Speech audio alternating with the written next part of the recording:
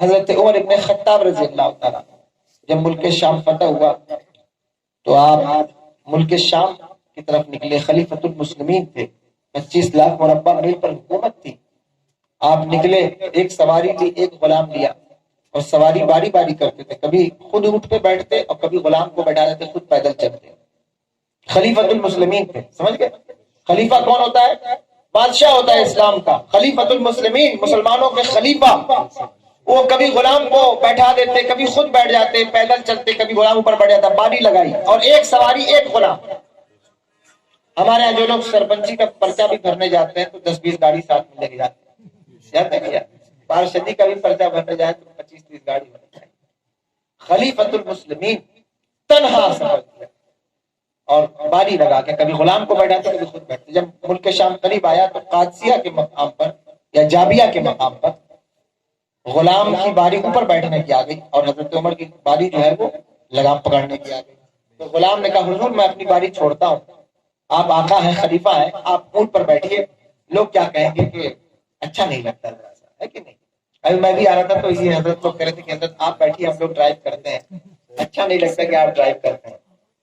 تو خیر ان کی عقیدت ہے, محبت ہے. غلام کی عقیدت تھی, اس نے کہا حضرت آپ اوپر بیٹھیے, میں پکڑتا ہوں لگام.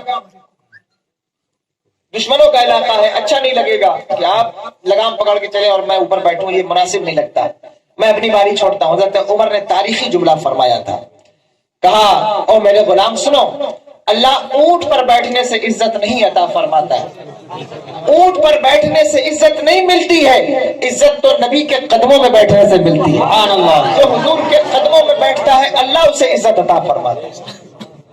اور عزت کیسی عطا فرمائی اللہ نے؟ حضرت عمر ابن خطاب رضی اللہ تعالیٰ عنہ. بیٹھ جائیے, ابھی تقریر کے بعد مسافہ کر لیں گے. ایک بار تو کر ہی چکے ہیں مسافہ, ایک بار اور مسافہ کر لیں گے. تو عزت اونچے نیچے بیٹھنے پر نہیں, عزت حضور کے قدموں میں بیٹھنے سے ملتی, حضور کی سنت کی پاسداری اور پابندی سے ملتی. خود حضرت عمر ابن خطاب رضی اللہ عنہ جب آگے بڑھے, ایک موقع پر شام میں ہی ارض تہامہ ایک سرزمین ہے, وہاں جب پہنچے تو پھوٹ پھوٹ کر رونے لگے, گھٹنوں کے بل بیٹھ گئے اور رونے لگے. لوگوں نے پوچھا حضور کیوں رو رہے ہیں؟ کہا میں یہاں بچپن میں آیا تھا, جب میں چھوٹا تھا تب میں یہاں اس سرزمین پر آیا تھا, تو میرے باپ خطاب نے مجھے 5 اونٹ دیے, 5 اونٹ, اور کہا کہ ان 5 اونٹ کو ایک لائن میں کھڑا کر دیں. تو میں 5 کو کھڑا کرتا تو پہلا صحیح کرتا تو 5واں خراب ہو جاتا, 5ویں کو سیدھا کرتا تو پہلا ٹیڑھا ہو جاتا, پھر پہلے کو صحیح کرتا پھر 5واں ٹیڑھا ہو جاتا, کوئی تیسرا ٹیڑھا ہو جاتا, لائن سے بے لائن ہو جاتا. تو میرے باپ نے مجھے اسی سرزمین پہ بہت مارا, بہت پیٹا, اور کہا کہ ایک عربی ہو کر, عرب کا بیٹا ہو کر 5 اونٹ ایک لائن میں نہیں کھڑا کر سکتا. عرب کا بیٹا ہے, یعنی کوئی کسان کا بیٹا ہو اور اس کو کھیت میں پانی لگانا نہ آئے تو باپ ڈانٹے گا یا نہیں ڈانٹے گا؟ کسان کا بیٹا ہوئے پانی لگانے نہیں آتا, تجھے ہل چلانے نہیں آتا. تو انہوں نے کہا عربی کا بیٹا, عرب کا بیٹا ہو کر 5 اونٹ ایک لائن میں نہیں کھڑا کر سکتا. میں اس لیے رو رہا ہوں کہ ایک وہ دور تھا عمر پر جب عمر سے 5 اونٹ ایک لائن میں نہیں کھڑے ہوتے تھے. ایک آج کا دور ہے, شرق سے لے کے غرب تک ساری دنیا ایک لائن میں کھڑی ہے, اور عمر اس امت کا خلیفہ ہے. یہ شرف عمر کا نہیں ہے, یہ تو حضور کے قدموں کا صدقہ ہے. عمر سے تو 5 اونٹ نہیں کھڑے ہوتے تھے, آج حضور نے ساری دنیا کو ایک لائن میں کھڑا کر دیا. حضور کا صدقہ نہیں ہے تو پھر اور کیا ہے؟ اب تو نام و نمود کے لیے, اپنے نام کے لیے کام مت کریے, اللہ کی رضا کے لیے کام کریے. اللہ اس کا بہترین بدلہ عطا فرمائے, بڑی زبردست جزا عطا فرمائے, اور ایسا نام پیدا کرتا ہے کہ پھر رہتی دنیا تک اس کا نام کوئی مٹا نہیں سکتا. بتاؤ جب حضور غریب نواز ہندوستان آئے تو انہوں نے کتنے پیپر میں اپنا نام دیا, کتنے میڈیا والوں نے ان کا چرچا کیا, نہیں کیا. اللہ کی رضا کے لیے کام کیا. اللہ نے ان کے نام کو ایسا باقی رکھا کہ نہ جانے کتنی سلطنتیں آئیں, بادشاہ آئے, ختم ہو گئے, لوگوں کو نام بھی نہیں یاد, لیکن آج بھی سلطان الہند کا نام ہندوستان کی نہیں بلکہ پوری دنیا میں چمک رہا ہے. اللہ نے اس نام کو باقی رکھا. حضور اعلیٰ حضرت نے کون سا پروپیگنڈا چلایا؟ کوئی پروپیگنڈا نہیں, لیکن اللہ نے ان کے نام کو اجاگر فرمایا. تو جو خلوص کے ساتھ کام کرتا ہے اس کی جزا اللہ اسے ضرور عطا فرماتا ہے. اس لیے اپنے من میں خلوص پیدا کرو, نام کے لیے کام نہ کرو، خلوص کے ساتھ کام کرو کہ اے اللہ میرے کام کو قبول فرما لے اور مجھ کو اس کا بدلہ یہاں نہ دے، مجھے وہاں عطا فرما، تو پھر اس کا بہترین بدلہ ملتا ہے۔ تو نام کے لیے بتا یہ رہا تھا کہ وہ قبیلے آپس میں لڑنے لگے کہ ایک قبیلہ کہتا تھا کہ ہم جو ہے وہ حجر اسود کو نصب کریں، دوسرا کہتا تھا نہیں ہم نصب کریں گے۔ اس طرح لوگ آپس میں لڑائی کرنے لگے، یہاں تک کہ ایک قبیلے نے خون کا کٹورا لے کر اور اس میں انگلیاں ڈبا کر اسے چاٹ لیا، یعنی وہاں نشانی ہوتی تھی کہ اگر کوئی ایسا کر لے تو اس کا مطلب یہ ہوتا تھا کہ اب یہ اس وقت تک چین سے نہیں بیٹھے گا جب تک جان دے نہ دے یا جان لے نہ لے، یہ اس چیز کی علامت ہوتی ہے۔ تو خون کا کٹورا جو ہے وہ، یہ سب روایتیں ہیں سیرت نبی میں، کبھی جلسہ ہوگا تو بتایا جائے گا۔ بہرحال یہ طریقہ بتا رہا ہوں، ان کا طریقہ تھا، تو انہوں نے اس کو چاٹ لیا کہ میں اب یا تو جان دوں گا یا لوں گا، لیکن باز نہیں آؤں گا، صلح نہیں کروں گا۔ بہرحال ان کی میٹنگ ہوئی تو انہوں نے ایک راستہ نکالا کہ چلو ٹھیک ہے، کل صبح جو بھی خانہ کعبہ میں سب سے پہلے داخل ہوگا اس کو ہم اپنا فیصل بنا لیں گے، یعنی اپنا فیصلہ کرنے والا بنا لیں گے، وہ جو فیصلہ کرے گا اسے ہم منظور کر لیں گے۔ یہ میٹنگ ان کی ہوئی، حضور کے بچپن کا زمانہ، زیادہ عمر نہیں۔ تو جب صبح ہوئی تو سب سے پہلے میرے آقا سرور دو عالم صلی اللہ علیہ وسلم داخل ہوئے، سب سے پہلے میرے حضور داخل۔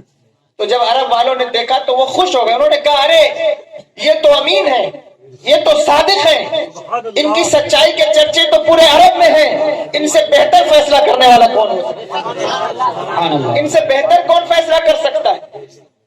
ان سے بہتر کون فیصلہ کرے گا؟ تو لوگوں نے حضور کو اپنا فیصلہ بنایا۔ میرے آقا نے جھگڑے کو کیسے سلجھایا یہ بھی ذرا سمجھیے۔ حضور نے کیا فرمایا؟ حضور نے کہا ٹھیک ہے ایسا کرو، ایک چادر بچھاؤ۔ ایک چادر بچھائی گئی اور حضور نے کہا اس پتھر کو اٹھا کر اس چادر پہ رکھو، لوگوں نے رکھ دیا۔ تو حضور نے فرمایا اب اس چادر کے سرے کو ہر قبیلے والے پکڑ لیں۔ سبحان اللہ، ایکتا کی بات، اتفاق کا جو درس میرے آقا نے عطا فرمایا۔ کہا سارے لوگ اس چادر کو پکڑ لیں، اور سب نے اس فیصلے کو منظور کیا اور سب پکڑ کر حجر اسود کو لے کے چلے۔ جب قریب میں پہنچے تو میرے آقا نے اسے اٹھا کے خود اپنے ہاتھوں سے نصب کر دیا۔ سبحان اللہ۔ اس طرح ایک بہت بڑے جھگڑے کی بنیاد جو پڑنے والی تھی اس کو آقا نے ختم فرما دیا۔ تو حضور کی سیرت یہ ہے۔ میرے آقا سرور دو عالم صلی اللہ علیہ وسلم دنیا میں تشریف لائے تو امن و امان کا پیغام دیتے ہوئے تشریف لائے، اپنے ہوں یا بیگانے۔ حضور کا طریقہ کار یہ تھا۔ میرے آقا سرور دو عالم صلی اللہ تعالی علیہ وآلہ وسلم مدینہ شریف تشریف لے گئے تو وہاں آپ نے سنا ہوگا ایک واقعہ، ایک بڑھیا تھی جو مدینہ شریف چھوڑ کر جانے لگی اور اپنا سامان اٹھا لیا گٹری اور نکلی مدینے سے۔ تو راستے میں میرے آقا سے ملاقات ہو گئی، حضور کو پہچانتی نہیں تھی۔ تو حضور نے اس سے پوچھا کہ بوڑھی ماں کیا بات ہے، اتنا زیادہ سامان اٹھا کے چل رہی ہے، کیا بات ہے، کہاں جا رہی ہے؟ اس نے کہا میں مدینہ چھوڑ کر گاؤں جا رہی ہوں۔ حضور نے پوچھا کیوں جا رہی ہے؟ کہنے لگی تجھے معلوم نہیں یہاں ایک شخص آیا ہے جس کا نام محمد ہے، اور معاذ اللہ رب العالمین وہ بہت بڑا جادوگر ہے، معاذ اللہ رب العالمین، کیونکہ جو اس کو دیکھتا ہے وہ اسی کا ہو جاتا ہے، اس لیے میں مدینہ چھوڑ کر جا رہی ہوں، کہیں ایسا نہ ہو کہ میری نظر اس کے اوپر پڑ جائے، تو اس لیے میں مدینہ چھوڑ کے جا رہی ہوں۔ اور میرے بیٹے تم بھی خیال رکھنا اس کے پاس نہ جانا، تم بڑے خوبصورت نوجوان ہو، اچھے نوجوان ہو، اس کے پاس نہ جانا۔ حضور نے فرمایا ٹھیک ہے، اگر تم اجازت دو تو تمہارا سامان اٹھا کے تمہیں گاؤں تک چھوڑ تو دوں۔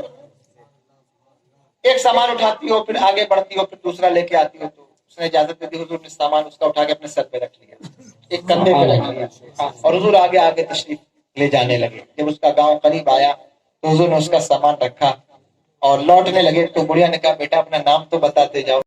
حضور نے فرمایا میرا نام نہ سنو، اگر تم فرمایا کہ میرا نام مت سنو۔ بڑھیا بزید ہو گئی، کہنے لگی نہیں اپنا نام تو بتاؤ۔ حضور نے فرمایا کہ مجھے ہی لوگ محمد کہتے ہیں، کہا مجھے ہی محمد کہتے ہیں۔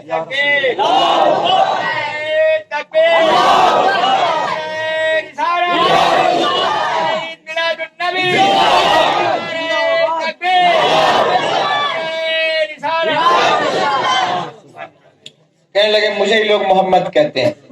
بڑھیا حیران ہو گئی اور اس نے وہاں تاریخی جملہ کہا خدا کی قسم اگر لوگ تجھے جادوگر کہتے ہیں تو پھر مدینے کے ہر شخص کو جادوگر ہونا چاہیے، کیونکہ اتنی اچھی سیرت اگر کسی جادوگر میں ہے تو بلا شبہ پھر ہر شخص کو جادوگر بن جانا چاہیے۔ اللہ نے تجھے وہ انعام و اکرام اور وہ سیرت طیبہ عطا فرمائی۔ میرے حضور کی سیرت، میرے آقا سرور دو عالم صلی اللہ علیہ وسلم کی سیرت طیبہ کیا اور اس کا ذکر کس انداز میں کیا جائے۔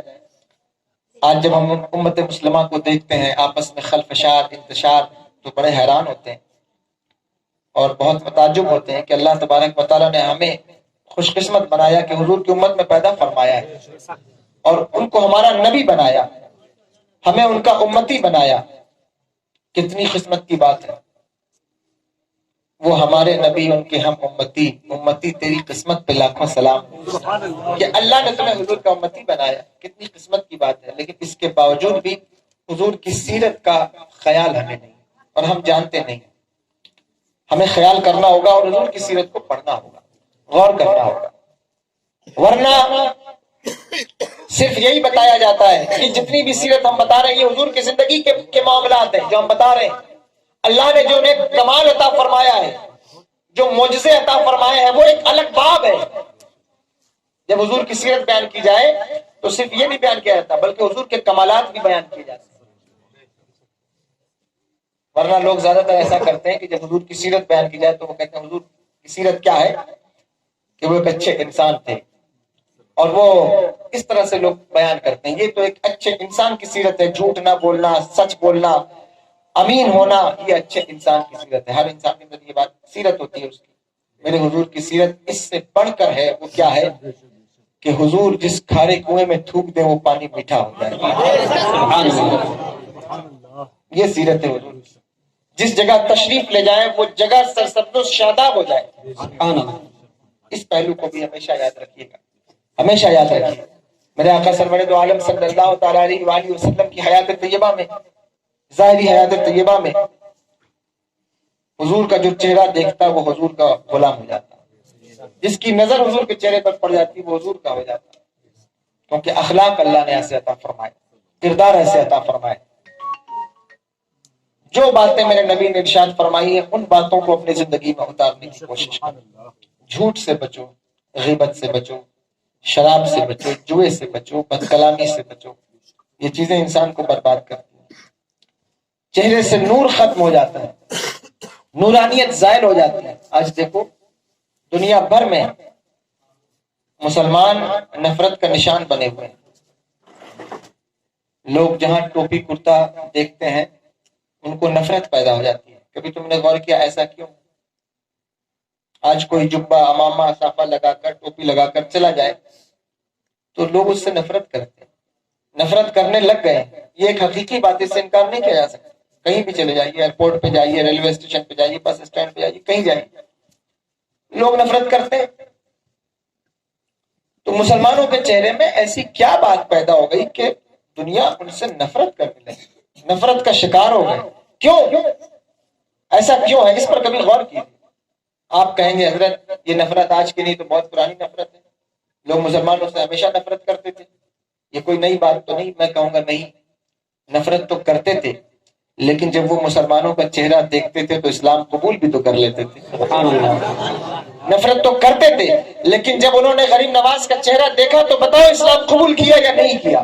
جب غوث الاعظم کا چہرہ دیکھا اسلام قبول کیا یا نہیں کیا؟ صلاح الدین ایوبی کا چہرہ دیکھا اسلام قبول کیا یا نہیں کیا؟ محمد بن قاسم کا چہرہ دیکھا اسلام قبول کیا یا نہیں کیا؟ لیکن آج کیا وجہ ہے کہ ہمارے چہرے دیکھنے کے بعد لوگ اسلام سے متنفر ہو جاتے ہیں؟ بنیادی وجہ یہ ہے کہ ہمارا عمل حضور کی سنتوں پر نہیں ہے۔ آج بھی اگر ہم حضور کی سنتوں کے پابند ہو جائیں تو لوگ ہمیں دیکھیں تو خدا کی قسم وہ اسلام کی دولت سے مالا مال ہو جائے۔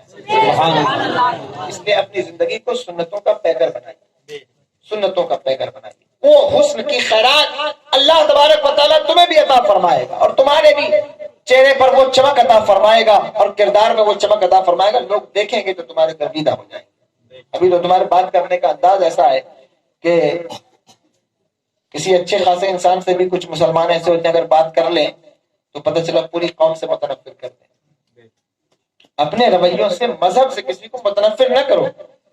تمہارے ایک انسان کے رویے سے لوگ اسلام کو پہچانتے ہیں، ان کے پاس فرصت نہیں ہے اسلام کو پڑھنے کی. وہ تو تمہیں دیکھ کے پہچانتے ہیں کہ مسلمانوں کا رویہ کیا ہے. جب یہ ایسے رہتے ہیں تو ان کا مذہب بھی ایسا ہوگا.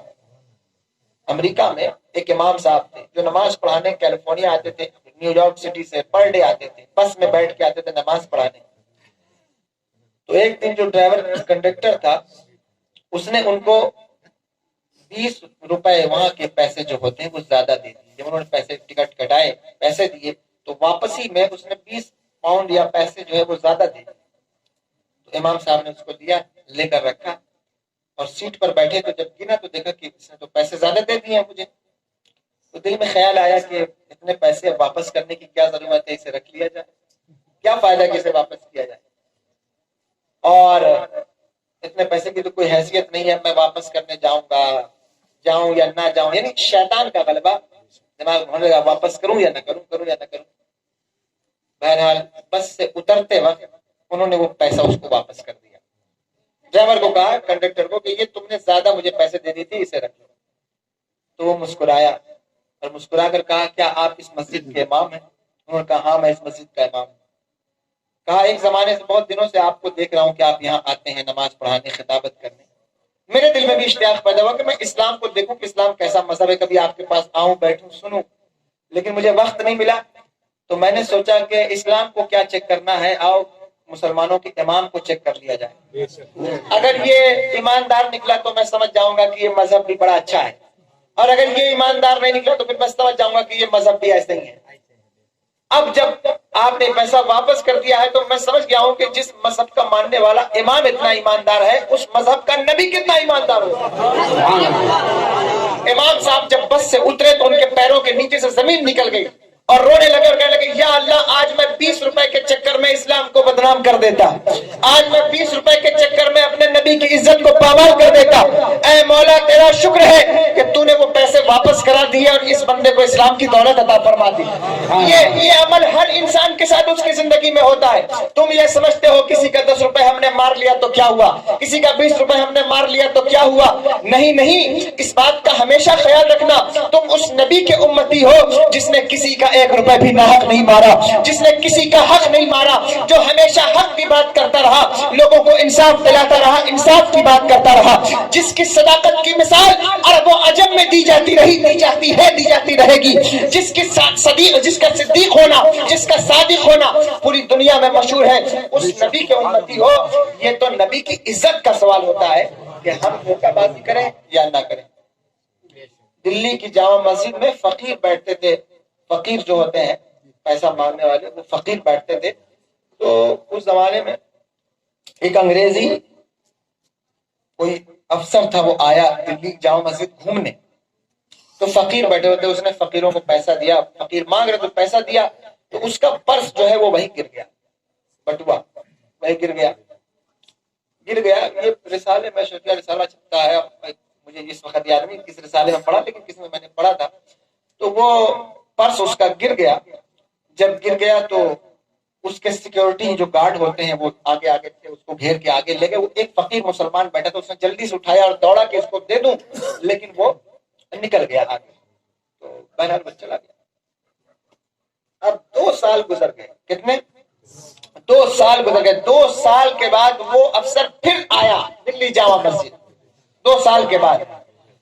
تو وہ فقیر وہاں بیٹھا ہوا تھا, اس نے اس کا ہاتھ پکڑ لیا, کہا, آپ وہی افسر ہیں جو 2 سال پہلے یہاں آئے تھے؟ اس نے کہا, میں وہی ہوں. کہا, آپ 2 منٹ کھڑے رہیے, میں ابھی آتا ہوں. دوڑ کر گھر گیا, گھر سے وہ پرس نکالا, پرس نکال کر لایا اور اس کو دیا اور کہا, یہ 2 سال پہلے جب آپ یہاں آئے تھے آپ کا یہ بٹوا یہاں گر گیا تھا, اور میں نے اس میں جتنے پیسے سے اس میں سے خرچ نہیں کیا, یہ اتنے پیسے تھے, اس میں امانت کے ساتھ وہ ایسے ہی رکھیں, یہ آپ کو واپس کر رہا ہوں.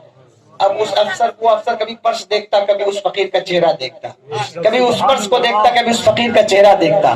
اور اس نے گنا اور اس نے کہا, اس پرس میں پیسے تو بہت تھے, لیکن پیسوں سے زیادہ جو قیمتی سامان تھا وہ میرا ایک کاغذ تھا جو اس پرس میں تھا, اور وہ جو کا تیوں موجود ہے. اب اس نے اس فقیر کا ہاتھ پکڑ لیا اور کہا, بتاؤ, تم آج بھی یہاں بیٹھ کر بھیک مانگ رہے ہو؟ اس میں تو اتنے پیسے تھے, اگر تم چاہتے تو اپنا گھر تعمیر کر لیتے, اپنی دکان بنا لیتے, پھر تم نے یہ پیسہ مجھے واپس کیوں کیا ہے؟ فقیر نے بڑا بڑا پیارا جواب دیا. کہا او افسر سنو, بات اصل میں یہ ہے, بات میرے نبی کی عزت کی ہے. اصل میں تم حضرت عیسیٰ کے امتی ہو اور میں مصطفیٰ جان رحمت کا امتی ہوں. مسئلہ یہ ہے کہ اگر کہیں میدان محشر میں تمہارے نبی نے میرے نبی سے کہہ دیا کہ اے مصطفیٰ جان رحمت, میرے امتی کا بٹوا گرا تھا اور آپ کے امتی نے اٹھایا تھا, تو کہیں میرے نبی کو شرمسار ہونا نہ پڑے. اس لیے میں نہیں چاہتا کہ میری اس حرکت سے میرے نبی کو شرمسار ہونا پڑے, اس لیے میں نے تمہارا بٹوا واپس کر دیا ہے. ذرا غور کرو, یہ مزاج اگر مسلمانوں کا بن جائے تو اللہ ان کو کس قدر کامیابی عطا فرمائے. نعرہ تکبیر, نعرہ رسالت, نعرہ میلاد النبی, نعرہ تکبیر, نعرہ رسالت. بات سمجھ میں آ رہی نہیں؟ صداقت, سچائی, دھوکہ بازی سے پرہیز کریے. یہ بہت اہم چیز ہے. آپ سمجھتے ہیں کہ نہیں اسلام کی تبلیغ سے تو ہم لوگ کر رہے ہیں؟ نہیں, آپ جس شعبے میں ہیں, جس فیلڈ میں ہیں, وہاں اسلام کی تبلیغ آپ کر سکتے ہیں, اپنے رویے سے, اپنے کردار سے کر سکتے ہیں. اگر آپ سامان بیچتے ہیں, دکاندار ہیں, تو دکانداری میں ایمانداری پیدا کر کے آپ دین کی تبلیغ کر سکتے ہیں. اگر آپ کچھ اور جو بھی آپ کام کرتے ہیں اس فیلڈ میں آپ اسلام کی تبلیغ کر سکتے ہیں اپنی ایمانداری سے. ایمانداری ایک ایسی چیز ہے جو انسان کو بہت بڑا بناتی ہے. چہرہ جگمگانے لگتا ہے, منور ہو جاتا ہے. چہرے کی جو بے نوری ہے وہ جھوٹ, کذب اور دھوکہ بازی کی بنیاد پر ہے.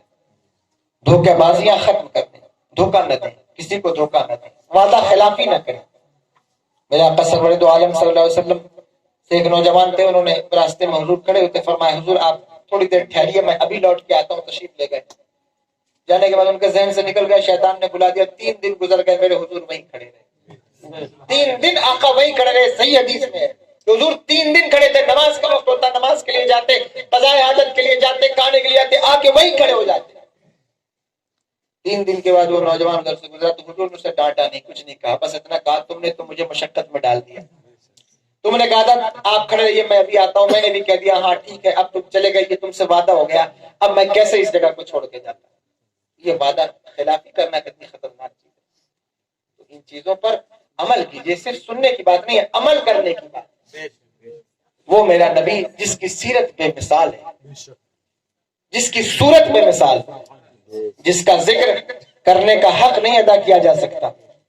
میرے امام بولے لم یاتی نذیر کفی نظر مثلے تو نشد پیدا جانا, جگ راج کو تاج ترے سرسو ہے تجھ کو شہ دوسرا جانا. اللہ تبارک و تعالیٰ نے وہ خوبصورت چہرہ عطا فرمایا ہے, وہ تابانیاں ہیں کہ خدا کی قسم جو حضور کو دیکھتا ہے وہ حضور کا گرویدہ ہو جاتا ہے, حضور کی محبت کا شکار ہو جاتا ہے.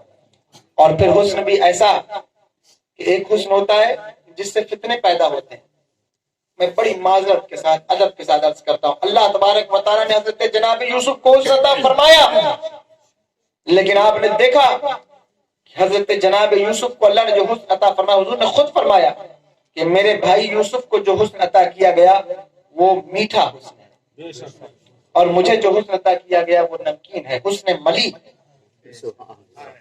حضور کا حسن وہ حسن تھا جس کو دیکھ کر کبھی کوئی فتنہ نہیں پیدا ہوا. کوئی عورت, کوئی لڑکی, کوئی بچی, کسی نے دیکھ کر حضور کے حسن میں کوئی فتنہ نہیں پیدا ہوا. حسین وہ کیا جو فتنے اٹھا کے چلے. حضور کا حسن ہوتا جس سے کبھی فتنہ نہیں پیدا ہوا. جس نے حضور کو دیکھا تو حضور کی محبت کے ساتھ ہی اللہ کا خوف بھی اس کے دل میں پیدا ہو گیا. یہ حضور کے حسن کی تاثیر. حضرت خدیجہ کہتی ہیں, حضور کی پہلی بیوی حضرت خدیجہ الکبریٰ رضی اللہ عنہا کہتی ہیں